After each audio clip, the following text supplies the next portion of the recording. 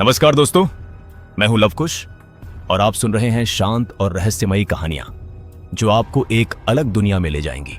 अगर आप रात में आराम से कहानी सुनते सुनते सोना चाहते हैं तो चैनल को जरूर सब्सक्राइब करें। अब शुरू करते हैं आज की कहानी। दिल्ली के एक छोटे से मोहल्ले में 5 दोस्त रहते थे। आरव, कबीर, निखिल, समीर और रोहित। ये पांचों बचपन से दोस्त थे और हमेशा कोई न कोई रोमांचक काम करने की सोचते रहते थे। एक दिन ठंडी दिसंबर की शाम को सभी एक चाय की दुकान पर बैठे थे। चारों तरफ ठंडी हवा चल रही थी और हल्का हल्का कोहरा फैलने लगा था। तभी कबीर ने चाय का कप रखते हुए कहा, भाई लोग, इस बार सर्दियों में कहीं घूमने चलते हैं। समीर तुरंत बोला, हाँ भाई, लेकिन इस बार कोई साधारण जगह नहीं, ऐसी जगह जहां असली मजा आए। रोहित हंसते हुए बोला, तो चलो मनाली चलते हैं, वहां बर्फ भी मिलेगी और एडवेंचर भी। आरव की आंखें चमक उठी। उसने कहा, भाई, मनाली का नाम सुनते ही दिल खुश हो गया। निखिल ने थोड़ा मजाक करते हुए कहा, और अगर वहां कोई भूत मिल गया तो? सभी हंसने लगे। कबीर बोला, भूत अगर खूबसूरत हुआ तो मैं तो वहीं शादी कर लूंगा। यह सुनकर सभी जोर जोर से हंस पड़े। उसी समय उन्होंने फैसला कर लिया कि इस बार वे सब बस किराए पर लेकर मनाली ट्रिप पर जाएंगे। 2 दिन बाद उन्होंने एक छोटी टूरिस्ट बस किराए पर ली। दिसंबर का महीना था और पहाड़ों में खूब बर्फ गिर रही थी। पांचों दोस्त बहुत खुश थे क्योंकि यह उनका पहला बड़ा ट्रिप था। बस में म्यूजिक चल रहा था और सभी नाचते गाते मनाली की तरफ निकल पड़े। रास्ते में पहाड़ धीरे धीरे शुरू हो गए। ठंडी हवा खिड़की से अंदर आ रही थी। चारों तरफ ऊंचे ऊंचे देवदार के पेड़ और बर्फ से ढकी पहाड़ियां दिखाई दे रही थी। निखिल मोबाइल से वीडियो बना रहा था और कह रहा था, भाई लोग, यह ट्रिप जिंदगी का सबसे यादगार ट्रिप होने वाला है। लेकिन उन्हें यह नहीं पता था कि यह ट्रिप उनकी जिंदगी का सबसे डरावना अनुभव बनने वाला था। रात धीरे धीरे गहराने लगी। बस अब पहाड़ों के बीच एक सुनसान सड़क पर चल रही थी। चारों तरफ घना जंगल था और हल्का कोहरा फैल गया था। तभी अचानक बस के ड्राइवर ने बस धीमी कर दी। रोहित ने पूछा, क्या हुआ भाई? ड्राइवर ने थोड़ा घबराते हुए कहा, आगे एक पुरानी सड़क है। लोग कहते हैं यहां रात में अजीब चीजें दिखाई देती हैं। समीर हंस पड़ा, अरे अंकल, आप भी ना, भूत प्रेत कुछ नहीं होते।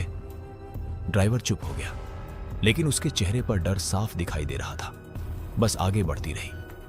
तभी अचानक सड़क के बीच एक सफेद कपड़ों में लड़की खड़ी दिखाई दी। ड्राइवर ने तुरंत ब्रेक लगा दिया। बस रुक गई। सभी दोस्त खिड़की से बाहर देखने लगे। वह लड़की बिल्कुल स्थिर खड़ी थी। उसके लंबे काले बाल हवा में उड़ रहे थे और उसका चेहरा आधा कोहरे में छिपा हुआ था। रोहित धीरे से बोला, भाई, यह यहां क्या कर रही है? कबीर हंसते हुए बोला, लगता है मेरी होने वाली पत्नी है। लेकिन जैसे ही लड़की ने धीरे धीरे अपना चेहरा उठाया, सभी के चेहरे का रंग उड़ गया। उसकी आंखें पूरी तरह काली थीं और उसके होठों पर अजीब सी मुस्कान थी। ड्राइवर डर के मारे चिल्लाया, यह वही है, लोग कहते हैं इस सड़क पर रात में एक भूतिया लड़की दिखाई देती है। अचानक वह लड़की धीरे धीरे बस की तरफ चलने लगी। उसके कदम जमीन को छू भी नहीं रहे थे, जैसे वह हवा में तैर रही हो। समीर ने घबराकर कहा, भाई, बस आगे बढ़ाओ। ड्राइवर ने तुरंत बस स्टार्ट की और तेजी से आगे बढ़ा दी। कुछ सेकंड बाद वह लड़की पीछे कोहरे में गायब हो गई। बस के अंदर कुछ देर तक बिल्कुल सन्नाटा छाया रहा। फिर अचानक कबीर बोला, भाई, अगर वह सच में भूत थी तो भी काफी सुंदर थी। यह सुनकर रोहित ने उसे हल्का सा थप्पड़ मारा और बोला, पागल है क्या, अभी जान बची है। लेकिन तभी पीछे की सीट से निखिल की आवाज आई, भाई लोग, एक बात बताऊं? सबने उसकी तरफ देखा। निखिल का चेहरा बिल्कुल सफेद पड़ गया था। उसने कांपती आवाज में कहा, जब बस उस लड़की के पास से गुजरी तो वह बस के अंदर झांक रही थी। यह सुनते ही सभी के शरीर में सिहरन दौड़ गई। रात के करीब 12 बजे वे मनाली पहुंच गए। वहां बहुत ठंड थी और चारों तरफ मोटी बर्फ जमी हुई थी। उन्होंने एक पुराना होटल बुक किया जो पहाड़ के किनारे बना हुआ था। होटल का मालिक एक बूढ़ा आदमी था। उसने उन्हें कमरे देते समय कहा, रात को ज्यादा बाहर मत निकलना, यहां की रातें शांत नहीं होती। कबीर ने मजाक करते हुए कहा, क्यों अंकल, भूत घूमते हैं क्या? बूढ़ा आदमी कुछ पल तक उन्हें देखता रहा, फिर धीरे से बोला, हाँ, और कभी कभी वे मेहमानों को अपने साथ ले भी जाते हैं। यह सुनकर सब हंसने लगे, लेकिन बूढ़े आदमी की आंखों में मजाक नहीं था। उस रात सभी दोस्त अपने कमरे में बैठकर बातें कर रहे थे। बाहर बर्फ गिर रही थी और ठंडी हवा खिड़कियों से टकरा रही थी। तभी अचानक कमरे की लाइट अपने आप झिलमिलाने लगी। समीर बोला, शायद बिजली का प्रॉब्लम है। लेकिन तभी खिड़की के बाहर से किसी लड़की की हंसी सुनाई दी। वही अजीब, ठंडी और डरावनी हंसी जो इंसान की नहीं लग रही थी। रोहित धीरे धीरे खिड़की की तरफ बढ़ा और जैसे ही उसने पर्दा हटाया, उसकी चीख निकल गई। खिड़की के बाहर वही सफेद कपड़ों वाली लड़की खड़ी थी और उसके साथ 3 और भूतिया लड़कियां भी थीं। उनकी आंखें चमक रही थीं और वे सभी मुस्कुरा रही थीं। और तभी उनमें से एक ने धीरे से कहा, हम तुम्हारा इंतजार कर रहे थे। कमरे के अंदर खड़े 5 दोस्तों के पैरों तले जमीन खिसक गई। कमरे की खिड़की के बाहर खड़ी उन 4 लड़कियों को देखकर 5 दोस्तों के शरीर में सिहरन दौड़ गई। बाहर घना कोहरा था, हल्की बर्फ गिर रही थी और ठंडी हवा खिड़की से टकराकर अजीब सी आवाज कर रही थी। रोहित के हाथ कांप रहे थे और उसका दिल इतनी तेज धड़क रहा था जैसे अभी सीने से बाहर निकल जाएगा। समीर धीरे से बोला, भाई, ये वही लड़की है जो सड़क पर दिखाई दी थी। कबीर अभी भी खिड़की की तरफ घूर रहा था। उसने धीमी आवाज में कहा, लेकिन ये यहां कैसे आ गई? उसी समय खिड़की के बाहर खड़ी लड़कियों में से एक ने फिर से अजीब सी हंसी हंसी। वह हंसी इतनी ठंडी थी कि कमरे का माहौल और भी डरावना हो गया। निखिल ने घबराकर कहा, खिड़की बंद करो, जल्दी बंद करो। रोहित ने तुरंत पर्दा खींच दिया और खिड़की बंद कर दी। लेकिन कुछ सेकंड बाद ही खिड़की पर किसी के नाखूनों की खरोंचने की आवाज आने लगी। खट खट खट, जैसे कोई बाहर से कांच को खुरच रहा हो। समीर डर के मारे बोला, भाई, यह मजाक नहीं है, यह कुछ बहुत गलत हो रहा है। तभी अचानक कमरे की लाइट पूरी तरह बंद हो गई। पूरा कमरा अंधेरे में डूब गया। केवल बाहर गिरती बर्फ की हल्की चमक कमरे में आ रही थी। उसी अंधेरे में अचानक किसी लड़की की फुसफुसाहट सुनाई दी, डरो मत, हम तुम्हें नुकसान नहीं पहुंचाएंगे। यह आवाज कमरे के अंदर से आई थी। 5 दोस्त एक साथ डरकर पीछे हट गए। कबीर कांपती आवाज में बोला, कौन कौन है वहां? लेकिन कोई जवाब नहीं आया। तभी अचानक कमरे की लाइट फिर से जल उठी। सभी ने चारों तरफ देखा, लेकिन कमरे में कोई नहीं था। सबको लगा शायद यह उनका भ्रम था। रोहित ने गहरी सांस ली और बोला, भाई, हम सब थके हुए हैं, शायद दिमाग खेल कर रहा है। लेकिन तभी समीर की नजर कमरे के कोने में पड़ी।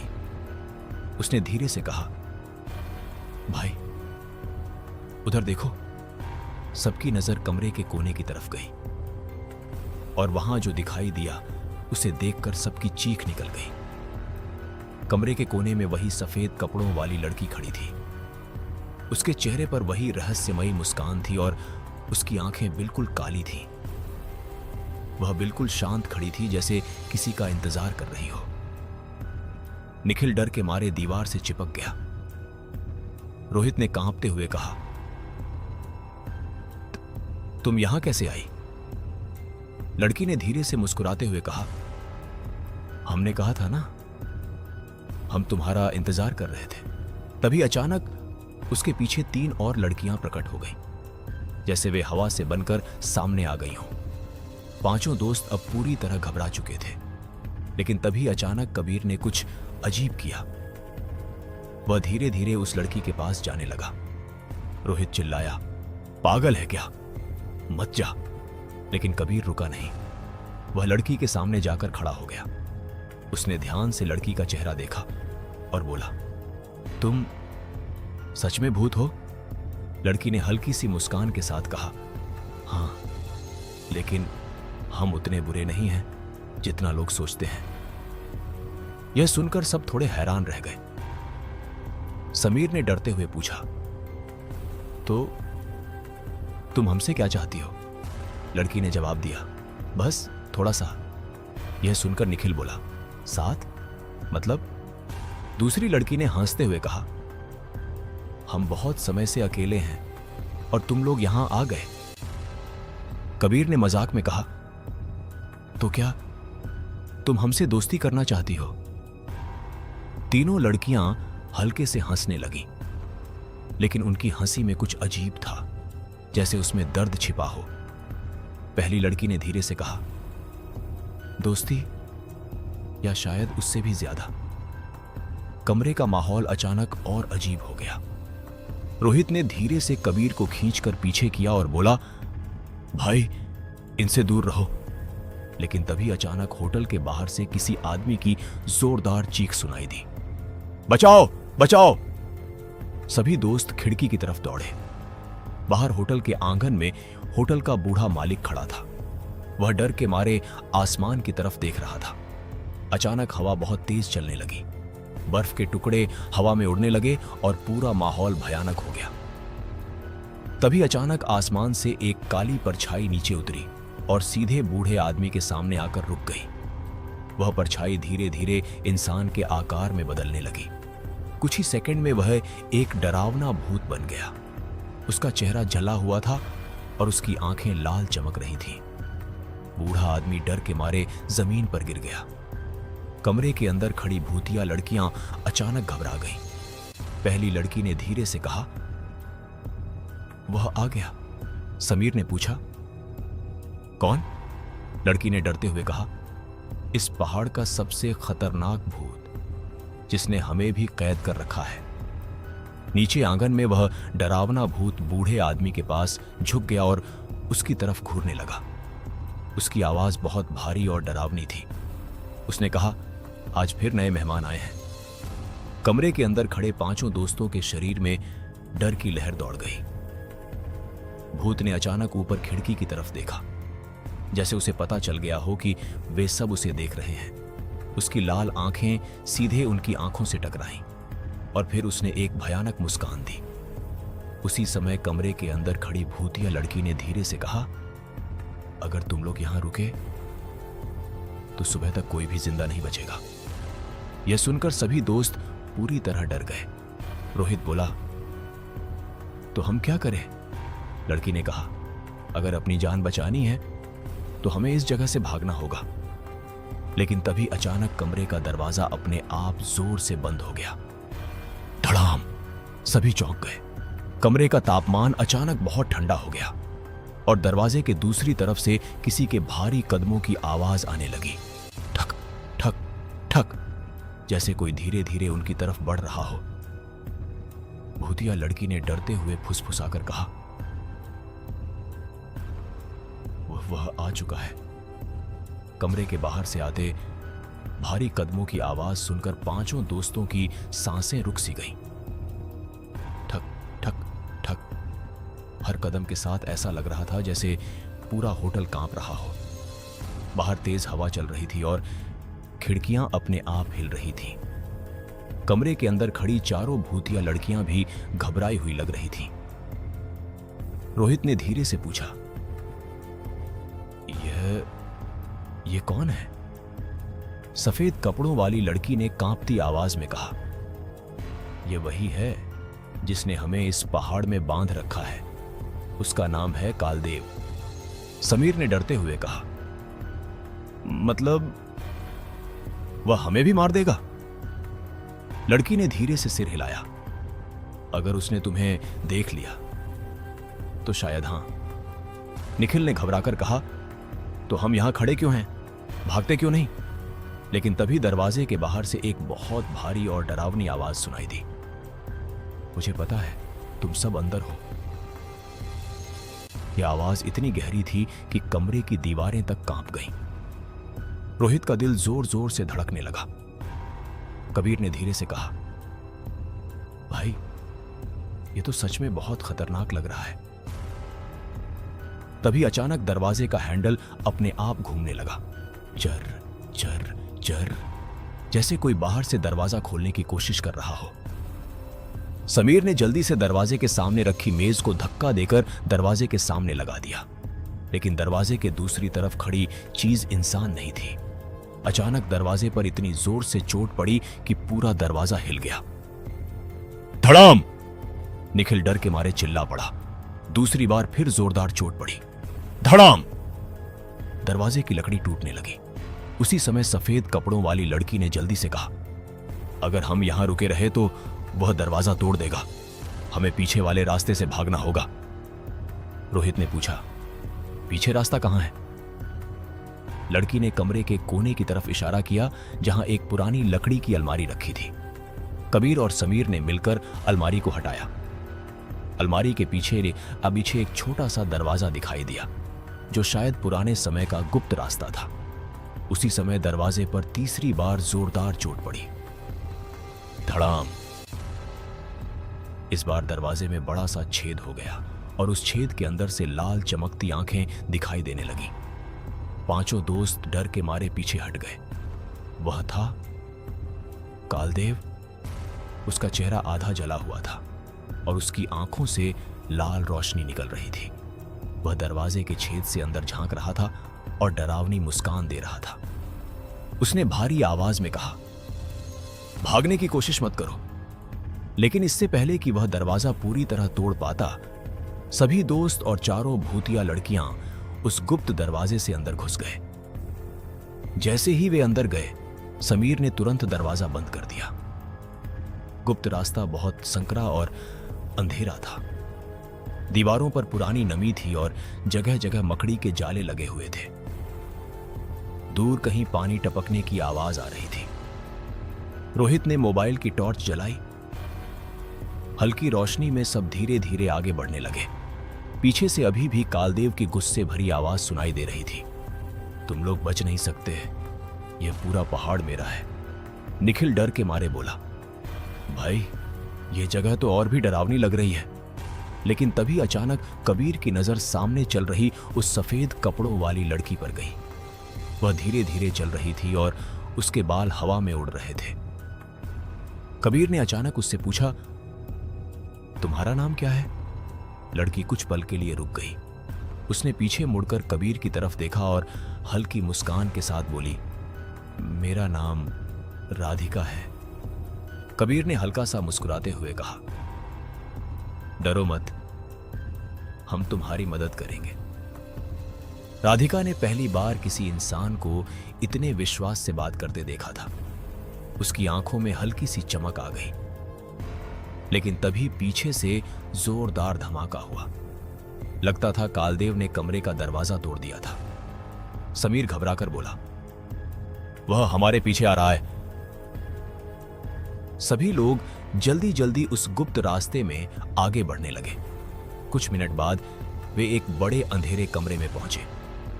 यह शायद होटल का पुराना तहखाना था। चारों तरफ टूटे हुए फर्नीचर और जंग लगी चीजें पड़ी थीं। लेकिन तभी अचानक एक अजीब चीज हुई।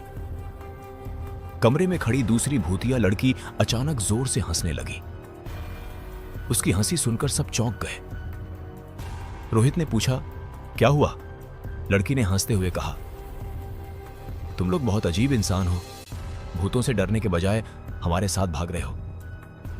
कबीर ने मजाक में कहा, क्या करें, दोस्ती हो गई है। यह सुनकर राधिका हल्का सा मुस्कुरा दी। लेकिन उसी समय कमरे की दीवार अचानक हिलने लगी। ठक ठक ठक, जैसे कोई दीवार के दूसरी तरफ से उसे तोड़ने की कोशिश कर रहा हो। निखिल डर के मारे बोला, यह फिर वही है। और अगले ही पल दीवार का एक हिस्सा टूट गया। धड़ाम। टूटे हुए हिस्से के बीच से कालदेव का भयानक चेहरा दिखाई देने लगा। उसकी लाल आंखें गुस्से से जल रही थीं। उसने जोर से दहाड़ते हुए कहा, तुम लोग मुझसे बच नहीं सकते। यह देखकर सबके पैरों तले जमीन खिसक गई। लेकिन तभी राधिका ने अचानक कबीर का हाथ पकड़ लिया और बोली, अगर हमें इसे हराना है तो हमें पहाड़ के पुराने मंदिर तक पहुंचना होगा। समीर ने पूछा, कौन सा मंदिर?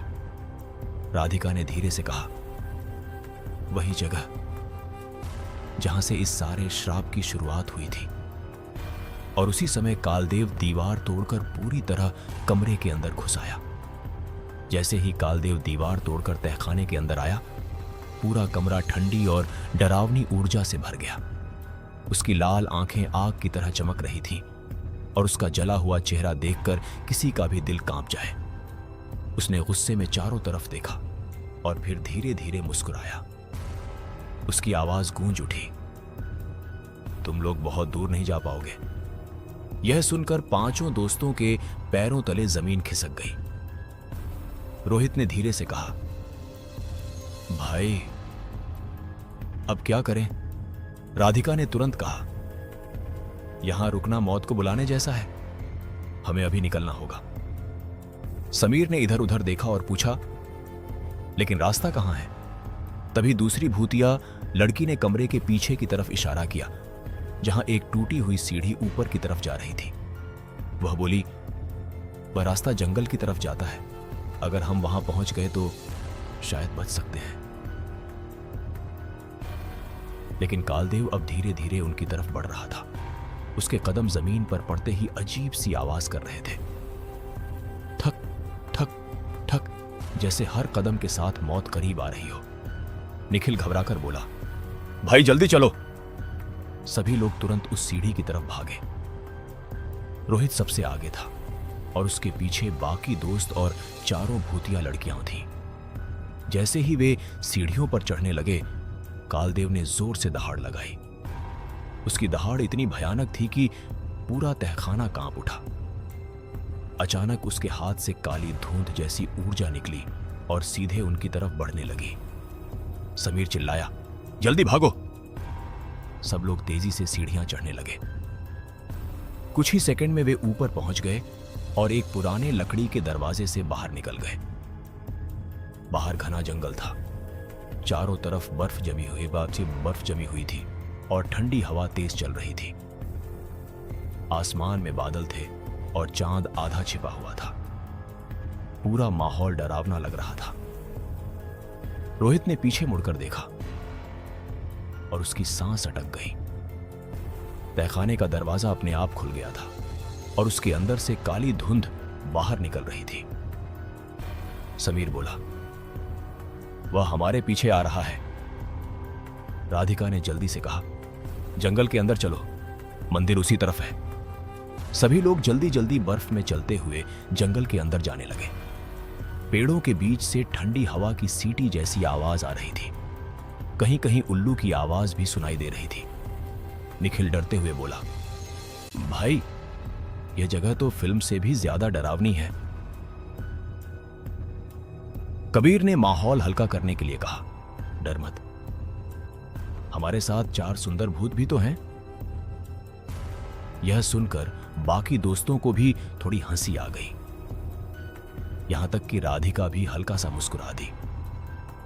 लेकिन तभी अचानक पीछे से पेड़ों के टूटने की आवाज आई, धड़ाम धड़ाम, जैसे कोई बहुत भारी चीज जंगल के अंदर तेजी से आ रही हो। रोहित ने पीछे देखा और उसका चेहरा सफेद पड़ गया। दूर पेड़ों के बीच से लाल चमकती आंखें दिखाई दे रही थीं। वह कालदेव ही था। वह हवा में उड़ते हुए उनकी तरफ आ रहा था। समीर घबराकर बोला, वह बहुत तेज है, हमें जल्दी करना होगा। सभी लोग तेजी से दौड़ने लगे। बर्फ में दौड़ना आसान नहीं था, लेकिन डर ने उन्हें ताकत दे दी थी। कुछ मिनट दौड़ने के बाद वे एक खुली जगह पर पहुंचे। वहां सामने एक बहुत पुराना पत्थरों का मंदिर खड़ा था। मंदिर आधा टूटा हुआ था और उसके चारों तरफ बर्फ जमी हुई थी। राधिका ने राहत की सांस लेते हुए कहा, हम पहुंच गए? रोहित ने पूछा, यही वह मंदिर है? राधिका ने धीरे से सिर हिलाया। हां, यहीं से सब शुरू हुआ था। कबीर ने हैरानी से पूछा, मतलब? राधिका कुछ पल चुप रही, फिर उसने धीरे धीरे कहना शुरू किया, बहुत साल पहले हम चारों इस गांव की लड़कियां थीं। हम अक्सर इस मंदिर में पूजा करने आती थीं, लेकिन एक रात यहां एक तांत्रिक आया। उसका नाम था कालदेव। समीर बोला, मतलब वही भूत? राधिका ने कहा, हां, वह पहले इंसान था। वह काली शक्तियों का साधक था। उसने इस मंदिर में एक भयानक तंत्र किया और अपनी ताकत बढ़ाने के लिए हमारी आत्माओं को कैद कर लिया। उसी दिन से हम इस पहाड़ में भटक रही हैं। यह सुनकर सभी दोस्त हैरान रह गए। निखिल बोला, तो अगर हम उसे हरा दें तो तुम सब आजाद हो जाओगी। राधिका ने हल्की उम्मीद के साथ कहा, शायद। लेकिन तभी अचानक आसमान में जोरदार बिजली चमकी, कर्रर, और अगले ही पल मंदिर के सामने काली धुंध का बड़ा सा गुबार बन गया। उस धुंध से धीरे धीरे कालदेव का भयानक रूप बाहर आया। उसकी आंखें पहले से भी ज्यादा लाल चमक रही थीं। उसने गुस्से में कहा, मैंने कहा था ना, तुम लोग बच नहीं सकते।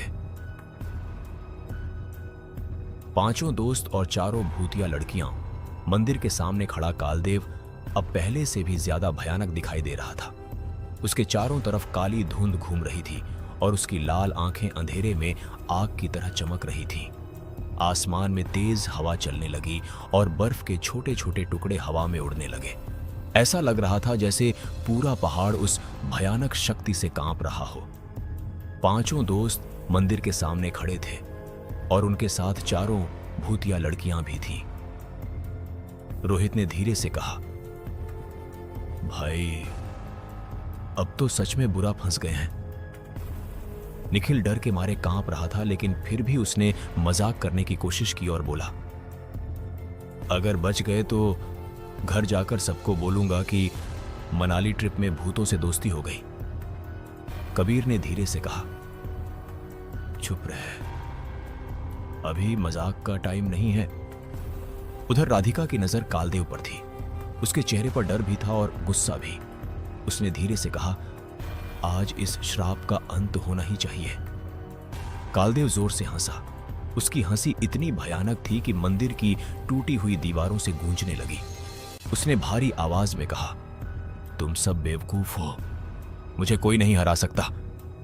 इतना कहते ही उसने अपना हाथ उठाया और काली ऊर्जा की एक लहर उनकी तरफ फेंकी।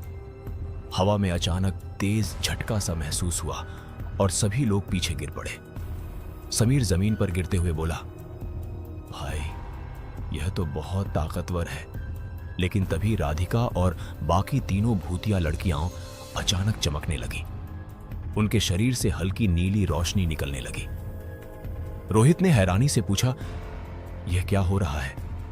राधिका ने कहा, यह मंदिर पवित्र है, यहां हमें थोड़ी शक्ति मिलती है। यह सुनकर कबीर के चेहरे पर उम्मीद की हल्की झलक आए। उसने मजाक में कहा, मतलब अब तुम लोग सुपर हीरो बन गई हो? राधिका हल्का सा मुस्कुरा दी, लेकिन उसकी नजर अभी भी कालदेव पर थी। तभी कालदेव ने गुस्से में फिर हमला किया। इस बार उसने हवा में काली आग की लपटें पैदा कर दी, जो सीधे उनकी तरफ बढ़ने लगी। निखिल डर के मारे चिल्लाया, भाई, आग! लेकिन उसी समय चारों भूतिया लड़कियों ने हाथ उठाए और नीली रोशनी की ढाल बना दी। काली आग उस ढाल से टकराकर गायब हो गई। यह देखकर पांचों दोस्त हैरान रह गए। समीर बोला, वाह, यह तो सच में सुपर पावर है। लेकिन लड़ाई अभी शुरू ही हुई थी। कालदेव ने गुस्से में जमीन पर जोर से हाथ मारा। अचानक मंदिर के आसपास की जमीन फटने लगी और उससे काले धुएं जैसे साये निकलने लगे। कुछ ही सेकंड में दर्जनों डरावने साये उनके चारों तरफ खड़े हो गए। वे सब कालदेव के बनाए हुए भूतिया सिपाही थे। रोहित घबराकर बोला, अब तो पूरा भूतों का आर्मी आ गया। कबीर ने हंसते हुए कहा, भाई चिंता मत कर, हमारे पास भी 4 भूत हैं। लेकिन तभी उन सायों ने हमला कर दिया। वे बहुत तेजी से उनकी तरफ बढ़े। 5 दोस्त इधर उधर भागने लगे। समीर एक पत्थर उठाकर बोला, कम से कम कुछ तो करना पड़ेगा। उसने पत्थर एक साये की तरफ फेंका, लेकिन पत्थर उसके आर पार निकल गया। निखिल बोला, भाई यह तो भूत है, इन पर पत्थर काम नहीं करेगा। उधर राधिका और बाकी लड़कियां उन सायों से लड़ रही थीं। उनकी नीली रोशनी जब भी किसी साये को छूती, वह साया गायब हो जाता। लेकिन सायों की संख्या बहुत ज्यादा थी। तभी अचानक कालदेव की नजर कबीर पर पड़ी। वह धीरे धीरे उसकी तरफ बढ़ने लगा। उसकी आंखों में खतरनाक चमक थी। उसने भारी आवाज में कहा, तुम बहुत बहादुर बन रहे हो। कबीर थोड़ा घबरा गया, लेकिन फिर भी बोला, अरे भाई, बहादुर नहीं हूं, बस डर को छिपा रहा हूं। यह सुनकर भी कालदेव हंस पड़ा, लेकिन उसकी हंसी में गुस्सा था। वह कबीर के बहुत करीब आ गया। तभी अचानक राधिका तेजी से उनके बीच आ गई। उसने कालदेव को रोकते हुए कहा, उसे छोड़ दो। कालदेव ने गुस्से से कहा, तुम अभी भी इंसानों की तरफदारी कर रही हो? राधिका ने कहा, हां, क्योंकि इंसानियत तुमसे ज्यादा मजबूत है। यह सुनकर कालदेव का गुस्सा और बढ़ गया। उसने अपना हाथ उठाया और काली ऊर्जा का हमला सीधे राधिका की तरफ फेंका। रोहित और बाकी दोस्त चिल्ला उठे, राधिका! लेकिन हमला लगने से पहले ही कबीर अचानक उसके सामने आ गया। वहां के हमला कबीर को लगा और वह जमीन पर गिर पड़ा। सब चौंक गए। राधिका घबराकर उसके पास बैठ गई। उसकी आंखों में आंसू आ गए। उसने धीरे से कहा, तुमने ऐसा क्यों किया? कबीर दर्द में मुस्कुराया और बोला, दोस्ती में इतना तो चलता है। यह देखकर कालदेव फिर से हंसने लगा। लेकिन उसी समय मंदिर के अंदर से अचानक एक तेज चमक उठी। मंदिर के बीच में रखी पुरानी मूर्ति अचानक चमकने लगी। रोहित ने हैरानी से कहा, यह क्या हो रहा है? राधिका ने मूर्ति की तरफ देखा और धीरे से कहा, शायद यही हमारी आखिरी उम्मीद है। उस रोशनी ने पूरे मंदिर को नीले और सुनहरे प्रकाश से भर दिया। बर्फ से ढकी पहाड़ियों के बीच खड़ा वह टूटा हुआ मंदिर अचानक किसी रहस्यमयी शक्ति से जागता हुआ दिखाई देने लगा। रोहित, समीर, निखिल और बाकी सब उस चमक को हैरानी से देख रहे थे। जमीन पर गिरा कबीर दर्द से कराह रहा था, लेकिन उसकी नजर भी उसी मूर्ति पर टिक गई। समीर घबराकर बोला, भाई, यह क्या हो रहा है? राधिका धीरे धीरे खड़ी हुई और उसकी आंखों में उम्मीद की चमक आ गई। उसने धीमी आवाज में कहा, यह वही शक्ति है जो इस मंदिर को पवित्र बनाती है। उधर कालदेव उस रोशनी को देखकर गुस्से से भर गया। उसकी लाल आंखें और भी ज्यादा चमकने लगीं। उसने दहाड़ते हुए कहा, नहीं, यह नहीं हो सकता। उसने तुरंत काली ऊर्जा की लहर मंदिर की मूर्ति की तरफ फेंकी। लेकिन जैसे ही वह ऊर्जा मूर्ति के पास पहुंची, वह नीली रोशनी से टकराकर खत्म हो गई। यह देखकर कालदेव और भी गुस्से में आ गया। उसने चिल्लाकर कहा, मैं इस शक्ति को भी नष्ट कर दूंगा। लेकिन तभी मंदिर की मूर्ति से एक तेज रोशनी निकली और पूरे मंदिर के चारों तरफ एक चमकता हुआ घेरा बन गया। उस घेरे के अंदर आते ही कालदेव थोड़ी देर के लिए रुक गया, जैसे उसकी शक्ति कमजोर हो गई हो। रोहित ने धीरे से कहा, भाई, लगता है यहां उसे पूरी ताकत नहीं मिल रही। निखिल ने हल्का सा मजाक करते हुए कहा, मतलब यह मंदिर हमारा सेफ जोन है। हालांकि माहौल अभी भी बहुत डरावना था, लेकिन निखिल की बात सुनकर सबको थोड़ी हिम्मत मिली। उधर राधिका जल्दी से कबीर के पास बैठ गई। उसने अपने हाथों से हल्की नीली रोशनी निकाली और कबीर के सीने पर रख दी। धीरे धीरे वह रोशनी उसके शरीर में समाने लगी। कुछ ही पलों में कबीर की सांसें थोड़ी सामान्य हो गईं। उसने धीरे से आंखें खोली और मुस्कुराते हुए कहा, लगता है मैं अभी जिंदा हूं। यह देखकर सबने राहत की सांस ली। समीर बोला, भाई तू तो हीरो निकला। कबीर ने हंसते हुए कहा, हीरो नहीं, बस किस्मत अच्छी है। राधिका उसे देखकर हल्का सा मुस्कुरा दी, लेकिन उसकी आंखों में चिंता अभी भी थी। तभी अचानक मंदिर के बाहर जोरदार हवा चलने लगी। बर्फ के टुकड़े तेजी से उड़ने लगे और आसमान में काले बादल घिर आए। कालदेव मंदिर के बाहर खड़ा था और गुस्से में गरज रहा था। उसने भारी आवाज में कहा, तुम लोग ज्यादा देर तक यहां नहीं छिप सकते। इतना कहते ही उसने जमीन पर जोर से हाथ मारा। अचानक मंदिर के चारों तरफ जमीन से काले साए निकलने लगे। वे वही भूतिया सिपाही थे जिन्हें उसने पहले बुलाया था। कुछ ही सेकंड में मंदिर के बाहर दर्जनों साए खड़े हो गए। रोहित ने डरते हुए कहा, भाई यह तो पूरी सेना ले आया। समीर बोला, अगर ये सब अंदर आ गए तो? राधिका ने गंभीर आवाज में कहा, तब हम सब खत्म हो जाएंगे। यह सुनकर सब चुप हो गए। कुछ पल तक मंदिर के अंदर सिर्फ हवा की आवाज सुनाई दे रही थी। फिर अचानक निखिल बोला, एक बात पूछूं? सबने उसकी तरफ देखा। वह बोला, अगर इस मंदिर की शक्ति इतनी मजबूत है तो क्या हम इसे इस्तेमाल करके कालदेव को हरा सकते हैं? यह सुनकर राधिका कुछ पल सोचने लगी। फिर उसने धीरे से कहा, शायद, लेकिन इसके लिए हमें मंदिर के अंदर छिपी असली शक्ति को जगाना होगा। रोहित ने पूछा, वह कैसे? राधिका ने मंदिर के बीच में रखी उस मूर्ति की तरफ इशारा किया।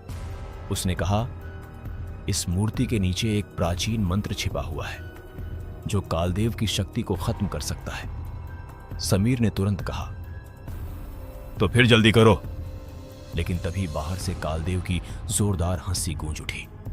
वह चिल्लाया, तुम लोग जो भी करने की कोशिश कर रहे हो उसका कोई फायदा नहीं होगा। इतना कहते ही उसने अपने सायों को हमला करने का इशारा कर दिया। दर्जनों काले साए मंदिर की तरफ बढ़ने लगे। जैसे ही वे मंदिर के घेरे के पास पहुंचे, नीली रोशनी से टकराकर कुछ साए गायब हो गए, लेकिन बाकी अंदर घुसने की कोशिश करते रहे। रोहित और समीर जल्दी से मंदिर के दरवाजे के सामने खड़े हो गए, जैसे वे किसी तरह उन्हें रोकने की कोशिश कर रहे हों। उधर राधिका और बाकी लड़कियां मूर्ति के पास पहुंच गईं। उन्होंने मिलकर मूर्ति को थोड़ा सा खिसकाया। जैसे ही मूर्ति हटाई गई, नीचे पत्थर पर कुछ पुराने अक्षर दिखाई दिए। वह एक प्राचीन मंत्र था। राधिका ने धीरे धीरे उस मंत्र को पढ़ना शुरू किया। जैसे जैसे वह मंत्र पढ़ रही थी, मंदिर की रोशनी और तेज होती जा रही थी। लेकिन उसी समय कालदेव को भी समझ आ गया कि वे क्या करने की कोशिश कर रहे हैं। उसकी आंखों में खतरनाक चमक आ गई। उसने गुस्से में चिल्लाकर कहा, उन्हें रोको। और अगले ही पल वह खुद भी तेजी से मंदिर की तरफ बढ़ने लगा। मंदिर के अंदर माहौल बेहद तनावपूर्ण हो गया था। बाहर बर्फीली हवा तेजी से चल रही थी और आसमान में काले बादल गरज रहे थे। मंदिर के चारों तरफ कालदेव के बुलाए हुए काले साए मंडरा रहे थे। वे बार बार मंदिर की चमकती सीमा को पार करने की कोशिश करते, लेकिन जैसे ही उस नीली रोशनी से टकराते, कुछ साए तुरंत गायब हो जाते। फिर भी उनकी संख्या इतनी ज्यादा थी कि ऐसा लग रहा था जैसे वे किसी भी पल अंदर घुस सकते हैं। उधर मंदिर के बीच में राधिका और बाकी तीनों भूतिया लड़कियां पत्थर पर लिखे पुराने मंत्र को पढ़ने की कोशिश कर रही थी। पत्थर पर लिखे अक्षर बहुत पुराने थे और कई जगह टूटे हुए भी थे। राधिका धीरे धीरे मंत्र पढ़ रही थी और उसके शब्द मंदिर की दीवारों में गूंज रहे थे। जैसे जैसे वह मंत्र बोलती, मूर्ति से निकलने वाली रोशनी और तेज होती जाती। रोहित और समीर मंदिर के दरवाजे के पास खड़े थे और बाहर से घुसने की कोशिश कर रहे सायों को रोकने की कोशिश कर रहे थे। वे सच में कुछ खास नहीं कर पा रहे थे, लेकिन फिर भी हिम्मत करके खड़े थे। निखिल ने घबराकर कहा, भाई अगर यह सब अंदर आ गए तो? समीर बोला। तो फिर हम सब भूत बन जाएंगे, निखिल ने डर के बीच हल्का सा मजाक करते हुए कहा। तो कम से कम मनाली में हमेशा घूम तो पाएंगे। उसकी बात सुनकर रोहित और समीर के चेहरे पर भी हल्की सी हंसी आ गई। इतने डरावने माहौल में भी यह छोटा सा मजाक उन्हें थोड़ी हिम्मत दे रहा था। उधर कबीर धीरे धीरे उठकर बैठ गया था।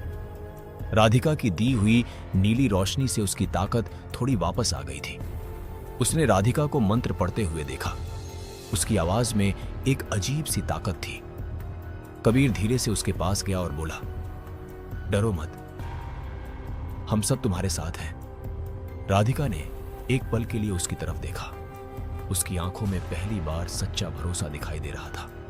उसने धीमी आवाज में कहा, अगर यह मंत्र पूरा हो गया तो शायद कालदेव की शक्ति हमेशा के लिए खत्म हो सकती है। लेकिन उसी समय बाहर जोरदार धमाका हुआ। धड़ाम! कालदेव ने अपनी पूरी ताकत से मंदिर की सीमा पर हमला किया था। नीली रोशनी कुछ पल के लिए हिल गई। रोहित घबराकर चिल्लाया, वह खुद अंदर आने की कोशिश कर रहा है। कालदेव मंदिर के सामने खड़ा था। उसका चेहरा गुस्से से भरा हुआ था। उसने दहाड़ते हुए कहा, मैं तुम्हें यह मंत्र पूरा नहीं करने दूंगा। इतना कहते ही उसने हवा में अपना हाथ उठाया और एक बहुत बड़ी काली ऊर्जा की लहर मंदिर की तरफ फेंकी। वह ऊर्जा इतनी ताकतवर थी कि नीली रोशनी का घेरा कुछ सेकंड के लिए कमजोर पड़ गया। कुछ काले साए उस मौके का फायदा उठाकर अंदर घुस गए। निखिल चिल्लाया, भाई ये अंदर आ गए। वे साए तेजी से मंदिर के अंदर फैलने लगे। उनमें से एक साया रोहित की तरफ बढ़ा, लेकिन उसी समय दूसरी भूतिया लड़की ने नीली रोशनी का गोला बनाकर उसे खत्म कर दिया। अब मंदिर के अंदर भी लड़ाई शुरू हो गई थी। समीर और रोहित पत्थरों और लकड़ी के टुकड़ों से सायों को रोकने की कोशिश कर रहे थे, जबकि भूतिया लड़कियां अपनी नीली शक्ति से उन्हें खत्म कर रही थी। लेकिन बाहर खड़ा कालदेव लगातार हमला कर रहा था। हर हमले के साथ मंदिर की सीमा कमजोर होती जा रही थी। राधिका अभी भी मंत्र पढ़ रही थी, लेकिन उसका चेहरा थकान से भर गया था।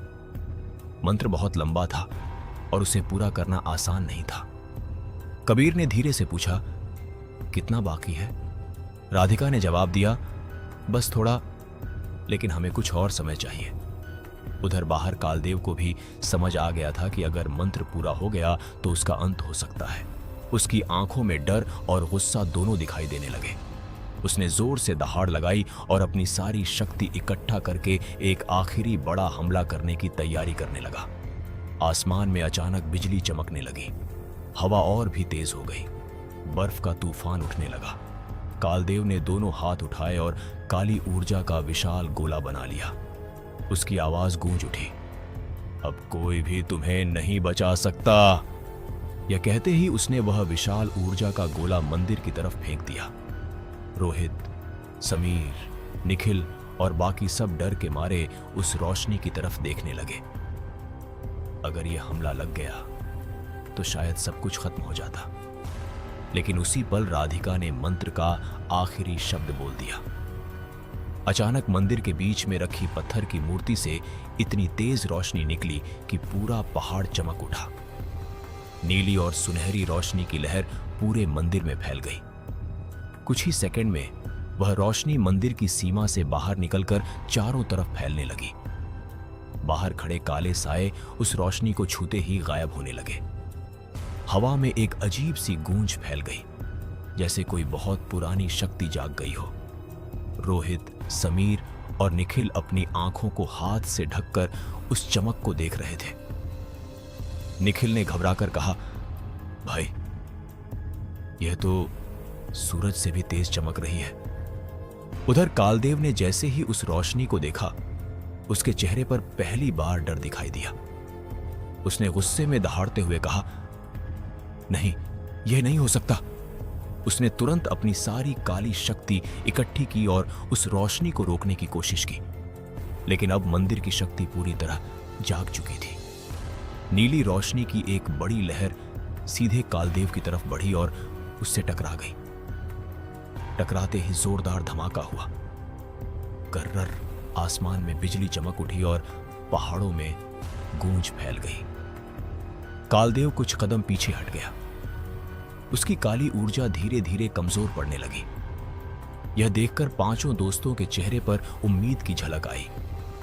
रोहित ने कहा, लगता है यह सच में काम कर रहा है। समीर ने राहत की सांस लेते हुए कहा, पहली बार लग रहा है कि हम शायद बच सकते हैं।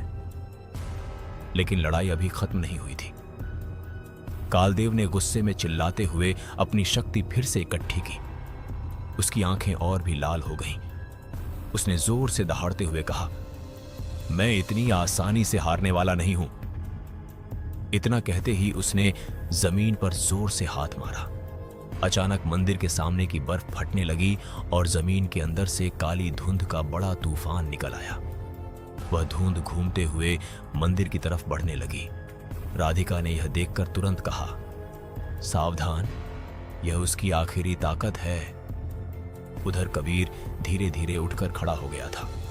उसने राधिका की तरफ देखा और बोला, अगर यह उसकी आखिरी ताकत है तो हमें भी पूरी ताकत लगानी होगी। राधिका ने सिर हिलाया। चारों भूतिया लड़कियां एक साथ खड़ी हो गईं और उन्होंने अपने हाथ ऊपर उठा लिए। उनके शरीर से नीली रोशनी की धाराएं निकलने लगी जो मंदिर की मूर्ति से जुड़ गई। कुछ ही सेकंड में वह रोशनी और भी तेज हो गई। लेकिन तभी कुछ अजीब हुआ। कबीर अचानक राधिका के पास आकर खड़ा हो गया। राधिका ने हैरानी से पूछा, तुम क्या कर रहे हो? कबीर मुस्कुराकर बोला, तुम लोग अकेले नहीं लड़ोगी। यह सुनकर रोहित, समीर और निखिल भी उनके पास आकर खड़े हो गए। समीर बोला, भाई जब दोस्ती की है तो साथ लड़ेंगे भी। निखिल ने मजाक करते हुए कहा, वैसे भी अगर मरना ही है तो हीरो बनकर मरेंगे। उनकी बात सुनकर राधिका की आंखों में आंसू आ गए, लेकिन उसके चेहरे पर हल्की मुस्कान भी आ गई। तभी कालदेव का काला तूफान मंदिर के बिल्कुल पास पहुंच गया। वह बहुत तेजी से घूम रहा था और उसके अंदर से डरावनी आवाजें आ रही थीं। लेकिन उसी समय मंदिर की मूर्ति से निकली रोशनी और चारों भूतिया लड़कियों की शक्ति मिलकर एक विशाल प्रकाश की दीवार बन गई। वह दीवार सीधे उस काले तूफान से टकरा गई।